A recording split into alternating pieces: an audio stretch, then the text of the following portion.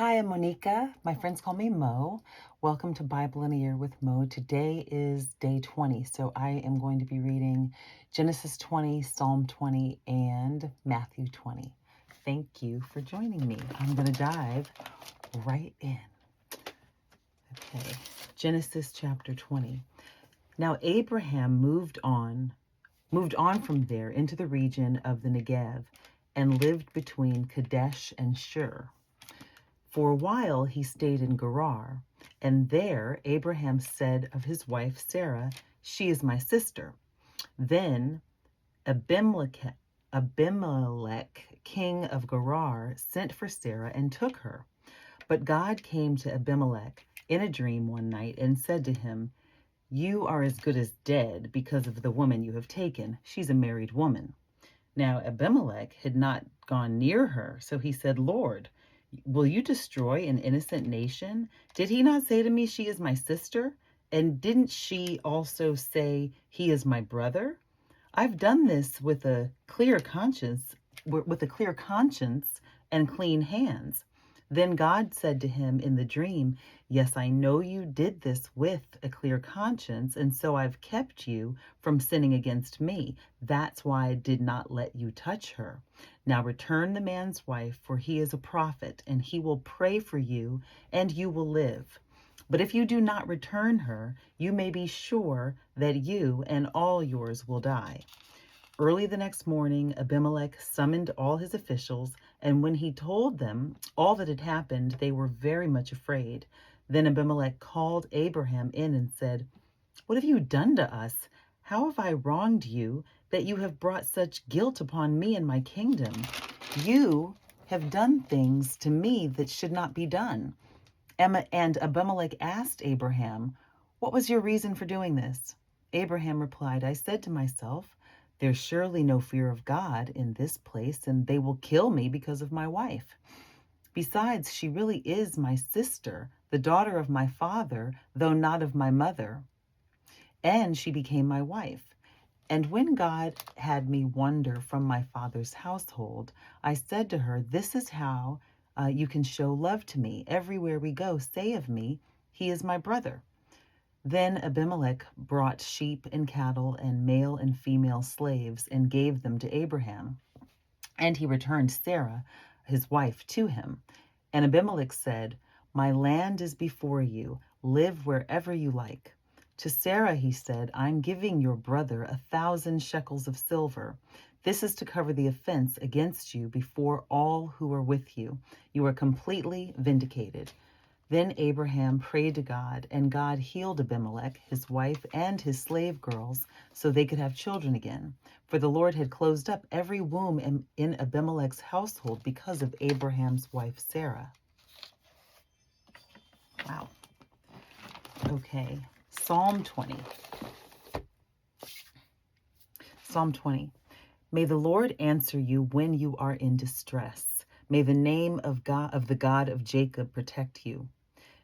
May he send you help from the sanctuary and grant you support from Zion.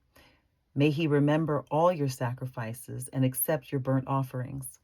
May he give you the desire of your heart and make all your plans succeed. We will shout for joy when you are victorious and will lift up our banners in the name of God. May the Lord grant all your requests. Now I know the Lord saves his anointed. He answers him from his holy heaven with saving power of his right hand, with the saving power of his right hand. Some trust in chariots and some in horses, but we trust in the name of the Lord our God. They are brought to their knees and fall, but we rise up and stand firm. O Lord, save the king. Answer us when we call. And now, Matthew 20. For the kingdom of heaven is like a landowner who went out early in the morning to hire men to work in his vineyard. He agreed to pay them a denarius for the day and sent them into his vineyard. About the third hour, he went out and saw others standing in the marketplace doing nothing.